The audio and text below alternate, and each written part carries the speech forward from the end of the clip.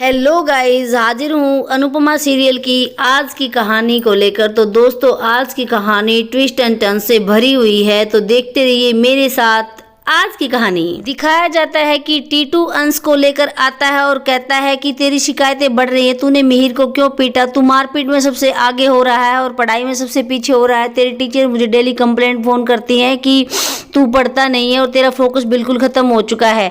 इस पर अंश रोने लग जाता है तो टीटू उसको गले लगाता है और कहता है कि तुझे पापा बहुत प्यार करते हैं। तो इस पर अंश कहता है कि पापा मुझे बिल्कुल नहीं प्यार करते, ये बिल्कुल झूठ है। तो इस पर टीटू पूछता है कि ये किसने कहा। अंश कहता है मुझे दादू ने सब कुछ बता दिया कि आप मेरे सौतेले पापा हो और सौतेले पापा बहुत ही बैड होते हैं। इस पर टीटू अंश को डांटता है तो पीछे से डिम्पी आ जाती है और चिल्लाती है टीटू, और अंश भागकर डिम्पी के पास चला जाता है और कहता है कि मम्मा पापा ने मुझे डांटा।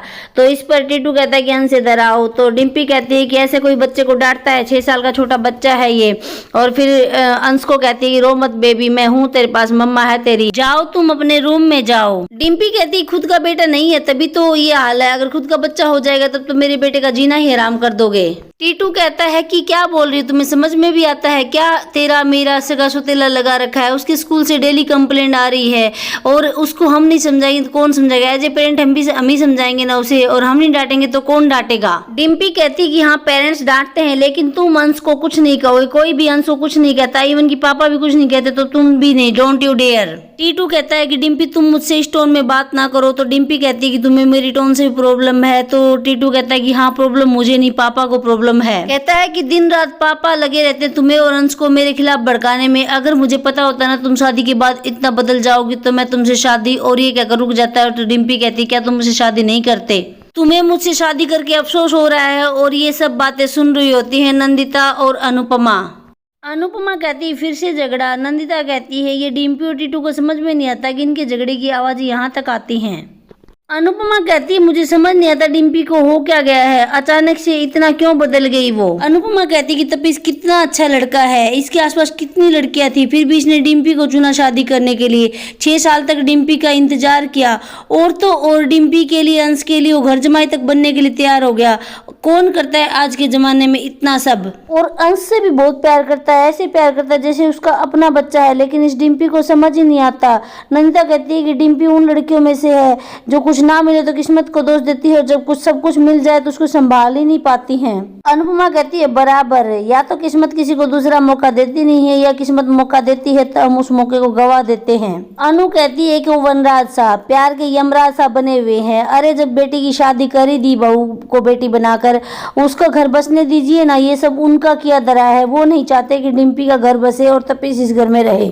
टीटू कहता है कि मुझे अफसोस हो रहा है, मैं तुम्हें, अंश, पापा सभी को अपना मानता हूँ लेकिन तुम मुझे 1 मिनट नहीं लगाते सौतेला फील कराने में। डिम्पी कहती है कि तुम्हें अफसोस हो रहा है तो अफसोस मुझे भी हो रहा है, तुम्हें अब अपना बच्चा चाहिए, तुम मुझे अपनी फैमिली से दूर करने के लिए मुंबई ले जाना चाहते हो। अरे तुम वो टीटू हो ही नहीं जिससे मैंने शादी की थी। टीटू कहता है कि अरे तुम मेरे बारे में ऐसा सब सोचती हो, मैं तुम्हारे लिए अपना घर, अपना शहर, अपनी माँ सब कुछ छोड़कर तुम्हारे लिए घर जमाई बनकर रहता हूँ और तुम मेरे लिए ऐसा कह रही हो। तो इस पर डिम्पी कहती है घर जमाई बनने का फैसला मेरा नहीं तुम्हारा था, मत बनते घर जमाई, मुझे क्यों सुनाते हो बार बार इस बात के लिए। डिम्पी वहां से चली जाती है लेकिन टीटू को बहुत गुस्सा आता है और जब सब कुछ तोड़ने लगता है, लेकिन जब वास्तव तोड़ने लग जाता है तो टीटू एकदम से रुक जाता है। दिखाया जाता है कि इधर से नंदिता और अनुपमा बाहर आती हैं और उधर से टीटू बाहर आता है। टीटू ने उनको देखकर थोड़ा सा मुस्कुराने की कोशिश करता है तो अनुपमा इशारों इशारों में पूछती है क्या हुआ। तो टीटू कहता है कि कुछ नहीं। तो नंदिता कहती है स्माइल करो और टीटू थोड़ा मुस्कुरा देता है।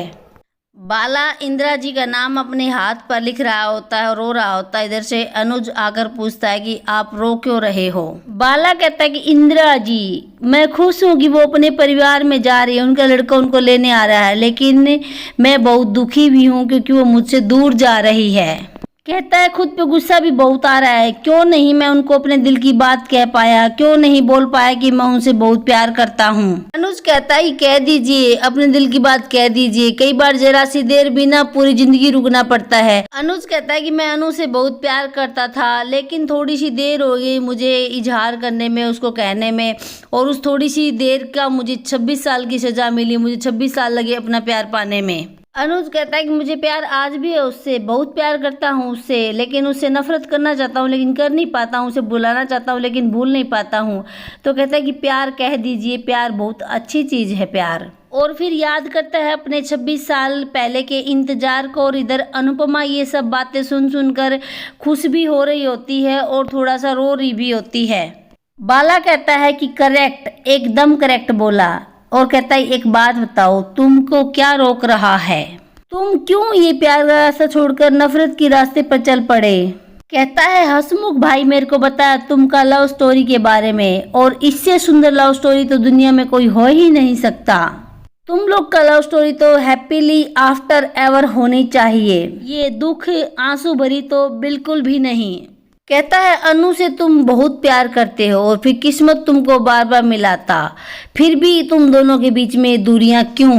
कहता है एक कदम आगे बढ़ाओ, फिर देखो सारी दुनिया खत्म हो जाएगी, सारी शिकायतें मिट जाएंगी और ये दुख के आंसू सुख के आंसुओं में बदल जाएंगे। एक तरफा प्यार और मोहब्बत में होता है दर्द और इंतजार, लेकिन तुम दोनों का प्यार एक तरफा नहीं है, फिर ये दर्द क्यों, किस चीज का इंतजार।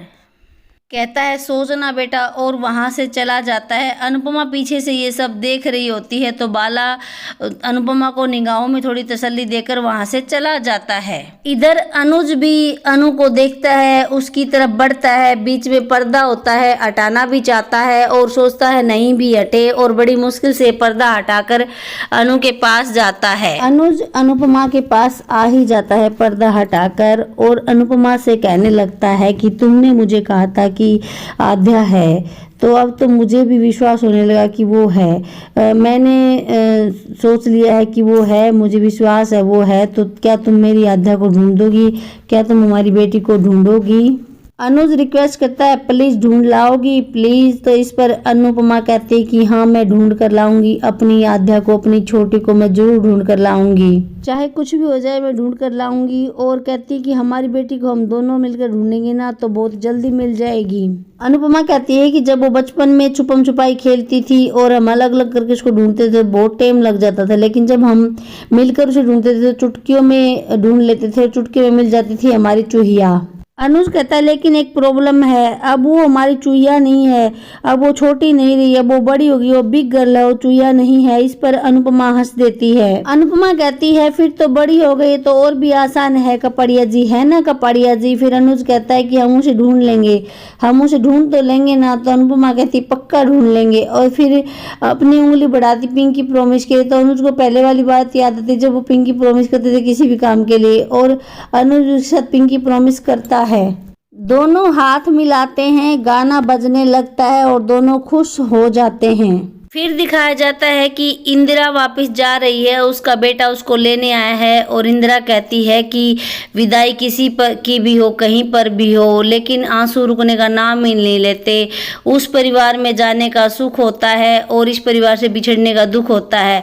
अब ये नहीं पता चलता कि दुख का पलड़ा भारी होता है, सुख का पलड़ा भारी होता है। अनु कहती कि हम सब की आंखों में आंसू है क्योंकि हम सबको आपसे दूर होने का दुख है, लेकिन हम सब आपके लिए बहुत खुश हैं क्योंकि आपका बेटा आपको ले जाने के लिए आया है। तो अब से आंखों में सिर्फ खुशी के आंसू होने चाहिए, दुख के नहीं। इंदिरा जाने के लिए आगे बढ़ती है तो अनुपमा रोकती है, कहती एक मिनट, और तालियों के गुच्छे में से एक चाबी निकाल कर इंदिरा के पल्लू पर बांध देती है और कहती है आशा भवन की चाबी, जब भी आपका मन करे या आप किसी भी प्रॉब्लम में हो तो आकर चाबी खोलकर अंदर आ जाइएगा, क्योंकि आपका ही आशा भवन है, किसी और का नहीं। आप यहाँ कभी भी सम्मान से आ सकती हैं, हक से, क्योंकि ये भी आपका घर है। और फिर इंदिरा का बेटा कहता है कि चलिए मम्मी टाइम हो रहा है। तभी अनुपमा इंदिरा के बेटे को रोकती है और कहती है एक मिनट, कुछ कहना है आपसे। कहता है कि जो पहले किया वो फिर मत करना, क्योंकि कहते हैं ना कि जो बोएगा वही पाएगा। अनु कहती है कि आपकी माँ का आज आपका आने वाला कल है। कहती है हर कर्म का फल इसी जन्म में मिलता है, तो जो जो आप अपनी माँ के साथ करोगे कल को आपकी औलाद भी आपके साथ वही करेगी। कहती है वैसे माँ को कुछ भी नहीं चाहिए होता है, उसकी संतान दिन में 5-10 मिनट बैठकर उसके साथ बातें कर ले, जब वो फोन करे तो उसके फोन का रिप्लाई कर दे। ये नहीं है कि फोन उठाए ही नहीं या फोन काट दे, क्योंकि माँ को कुछ नहीं पूछना होता, माँ को ये पूछना होता है कि तू ठीक है, तूने खाना खाया या नहीं खाया। कहती है बेटा वो इंसान सबसे ज्यादा भागा है जिनको अपने माता पिता की कीमत उनको जाने के बाद पता चलती है। तो अपनी माँ का आदर कीजिए, उसे प्यार दीजिए। इंदिरा जी का बेटा कहता है कि मुझसे गलती हो गई, ये गलती मैं दोबारा नहीं करूंगा और मैं पूरी कोशिश करूंगा कि मम्मी को खुश रखूं, सारे सुख देश को। अनुपमा कहती है कि अब गलती नहीं होनी चाहिए। कहता है कि जी नहीं, अब गलती नहीं होगी। इंदिरा नंदिता के पास आती है, कहती है कि अपना ख्याल रखना बेटा, आशा का ध्यान रखना और खुश रहना। नंदिता कहती है कि आप भी खुश रहना। सागर को कहती है कि अच्छे से पढ़ाई करना और बड़ा आदमी बनना और अपना ख्याल रखना। तो सागर कहता है कि आप भी अपना ख्याल रखना और सागर को गले लगा लेती है। बाला के पास आकर कहती है कि आज कोई चुटकुला नहीं सुनाएंगे बालाजी। कहती है ऐसे ही हंसते रहिएगा और सबको हंसाते रहिएगा, आप ही आशा भवन की रौनक हैं। कहता है आप भी अपना ख्याल रखिएगा, मैं आपको बहुत मिस, और रुक जाता है, फिर कहता है कि हम सब आपको बहुत मिस करेंगे। और इंदिरा हंसने, इंदिरा कहती है कि मैं भी आप लोगों को बहुत मिस करूंगी। और बाला कहता है कि 1 मिनट रुको, और बाला गिफ्ट लेकर आता है जिसमें कंघा होता है। तो इंदिरा कहती है कि आप नहीं रखेंगे। कहता है कि मेरे क्या काम आएगा, मेरे तो बाल ही नहीं है, आपके ये काम आ जाएगा, आप ले लीजिए। और इंदिरा बहुत खुश होती, कहती है कि बहुत ही प्यारा गिफ्ट है। कहती है जाने से पहले एक बार हसमुख भाई से मिल पाती, बात हो पाती। तो फिर अनुपमा कहती है कि बाबूजी के आते ही बात करवा दूंगी। इतनी ही देर में अनुज वहां आ जाता है और अनुज को के पास जाकर कहती है कि तुम भी अपना ख्याल रखना, आध्या मिल जाएगी। और बोर्ड पर लिख देती है वेलकम टू आध्या, और अनुपमा बड़ी खुश हो जाती है। इंदिरा कहती है कि मैं वाहेगुरु से अरदास करूंगी, जो लिखा है वो होगा भी, और सभी खुश हो जाते हैं। दिखाया जाता है कि बाला जा रहा होता है और अनुपमा पीछे से आवाज लगाती है, बाला काका आपकी कंघी गिर गई, लीजिए कंघी। तो फिर बाला कहता है कि अब इस कंघी का क्या करूंगा, जब जिसके लिए बाल बना था वही चली गई। तो इस पर अनुपमा कहती है कि काका कुछ आप कह रहे थे। बोला नहीं कुछ नहीं। बोले नहीं कुछ तो कह रहे थे। बोलो कुछ नहीं कह रहा था। तो अनुपमा जाने लगती है। 3 दिन में सागर आता है और कहता है कि अन्ना आपके टूटे दिल की कोई दवाई नहीं है मेरे पास, लेकिन, और रुक जाता है अनुपमा को देखकर। अनुपमा कहती क्या टूटा दिल, तो अन्ना कहता कुछ नहीं। तो सागर कहता है कि बताने दीजिए। अन्ना कहता नहीं नहीं कुछ नहीं, तुम जाओ अनुपमा। तो अनुपमा कहती है नहीं कुछ तो है। तो सागर बताने लगता है, तो फिर अन्ना रोक देता है। तो अनुपमा डांट देती है 1 मिनट। फिर सागर कहता है कि अनुड़ी मैं बताता हूँ, ये अपने अन्ना है ना, ये अपनी इंदिरा जी से बहुत प्यार करते हैं, और वो प्यार ऐसा वैसा वाला प्यार नहीं, इश्क मोहब्बत वाला प्यार। अनुपमा पूछती है काका। तो फिर इस पर बाला कहता है कि सॉरी अनु, तुम्हें, मुझे पता तुम्हें अजीब सा लग रहा, तुम्हें ऑकवर्ड फील हो रहा होगा, लेकिन क्या करता मैं। अन्ना कहता है कि इंदिरा जी इतनी अच्छी है कि मुझे कब अच्छी लगने लगी पता ही नहीं चला। मेरी इतनी बड़ी फैमिली में मेरी माँ के बाद किसी ने मुझे पूछा ही नहीं। जब मैं बीमार पड़ता था तो भी दवाई खाकर बिस्तर पड़ जाता था, लेकिन मुझे कोई पूछने वाला नहीं था। इंदिरा जी मेरा इतना ख्याल रखती थी, मुझे पता नहीं कब अच्छी लगने लगी। उनकी सादगी, उनका ईमानदारी, उनका क्यूटनेस, और वो बोलती है ना हाय रब्बा, वो पता नहीं मुझे कब अच्छा लगने लगा। और हंसने लगा बाला। कहता है मैं समझता हूँ कि इस उम्र में प्यार करना सही नहीं है, लेकिन क्या करूँ, इस दिल का ये समझता ही नहीं है, और हो गया। अन्ना कहता है कि अभी तू मेरे को डांटेगी नहीं। हाँ मैं सॉरी बोलता हूँ। तो फिर अनुपमा कहती है सॉरी किस बात की काका। कहती है सॉरी क्यों काका, जब मैंने अनुज से प्यार किया था ना तो मैं 42 साल की थी, तलाकशुदा थी, 3 बच्चों की माँ थी, किंजल मेरी बहू माँ बनने वाली थी और मैं दादी बनने वाली थी। अनुज की भी शादी नहीं हुई थी जैसे आपकी नहीं हुई है। मैंने तब भी उनसे प्यार किया और मुझे शर्म नहीं आई अपने प्यार पर, तो आप क्यों शर्मा रहे हैं। कहती है काका नजरें क्यों झुकानी है, आपने प्रेम किया है और प्रेम भी आपने मर्यादा में रहकर किया है। आपने इंदिरा जी के मान सम्मान इज्जत का ख्याल रखा है, इसी को तो सच्चा प्यार कहते हैं। अनुपमा कहती है कि आपने एक गलती कर दी, आपने अपने दिल की बात इंदिरा जी से नहीं कही। तो कहता है कैसे कहता अनु, क्या पता इंदिरा जी के मन में मेरे लिए क्या था, क्या पता हमारी दोस्ती टूट जाती और लोग बात बनाते वो अलग से। अनु कहती है जानती हूँ कहना आसान नहीं होता, और खासकर तब जब ये पता नहीं हो कि सामने वाले के मन में क्या है। अनुज ने भी मुझे पहले नहीं कहा था, लेकिन मैं तो कहती हूँ कि कह देना चाहिए। आपने इस समाज के डर से नहीं कहा जो समाज केवल खुशियां बांटने आता है या फिर खुशियों को नजर लगाने आता है। अनु कहती है कि जब मैंने अनुज से कहा था कि मैं तुमसे प्यार करती हूँ तो पता नहीं मुझे क्या क्या सुनना पड़ा था, क्या क्या ताने सहने पड़े थे। और बाहर के लोगों के तो बाद में, पहले ये शाह परिवार, इन्होंने न जाने मुझे क्या क्या कहा, बदचलन कहा, उल्टा कहा, दादी प्यार करेगी ये कहा, दादी की उम्र में शादी करेगी ये कहा, पता नहीं क्या क्या कहा। और मैंने सब कुछ सुना। कहते हैं कि मैंने सब कुछ सुना और सब कुछ सहा, लेकिन एक दिन एक डांस के मंच पे, बहुत बड़ा मंच था, और मैंने वहाँ पर अनाउंस कर दिया कि मैं अनुज से शादी करूँगी। हम लड़े काका, लेकिन हम दोनों ने शादी की और हमारा प्यार सक्सेसफुल हुआ। अनु कहती कि मुझसे प्रॉमिस कीजिए काका, जब भी आप इंदिरा जी से अगली बार मिलेंगे तो अपने दिल की बात जरूर कहेंगे। और फिर कहता है कि प्रॉमिस, मैं अगली बार अपने दिल की बात जरूर कहूँगा। और कहता है कि तू जब समझा देती है ना तो हिम्मत आ जाती है। और सागर के गले लग जाता है और दोनों फिर डांस करने लग जाते हैं बाला बाला पे। अनुपमा भी, फिर सागर कहता है कि रुको, और अपने हाथ का हार्ट बनाता है उंगलियों से और कहता है कि जब भी आप इंदिरा जी से मिलो ना तो ऐसे ही हार्ट बनाकर आई लव यू बोलना। तो फिर इंदिरा, अनुपमा कहती कि ऐसे, तो हाँ, सागर कहता है कि हाँ, कोरिया में जैसे ही सामने वाले को आई लव यू बोलना होता तो ऐसे ही हार्ट बनाकर आई लव यू बोलते हैं। तो फिर अनुपमा कहती है कि मेरी छोटी ने मुझे ये हार्ट बनाना सिखाया था। और सोचती है कि पता नहीं अनुज को ये सब आता है या नहीं आता है, लेकिन अनुज ये सब दूर से देख रहा होता है और अनुज भी अपनी उंगली से हार्ट बनाकर अनुपमा की तरफ उंगली बढ़ाता है। दिखाया जाता है कि अनुपमा चलते चलते गिर जाती है और अनुज आकर हाथ थामता है अनुपमा का, लेकिन उठा नहीं पाता है क्योंकि अनुपमा पूरी तरह से पैर उसका दुख रहा है, गिरी हुई है। तो अनुज फिर उसको गोद में उठाता है और उठाकर ले जाता है। अनुपमा देखती रहती है और ले जाकर बिस्तर पर लिटाता है और उसके पैर की बर्फ से सिकाई भी करता है। ये सब देखकर अनुपमा बड़ी खुश होती है। फिर अनुज से पूछने की कोशिश करती है कि क्या कहा था भाई भाभी ने आद्या के बारे में, क्या आपको क्या बताया गया था, कुछ बताइए अनुज मुझे। लेकिन अनुज कुछ नहीं बताता, कहता है मुझे कुछ याद नहीं है। और आद्या आद्या चिल्लाता हुआ बाहर भाग लेता है।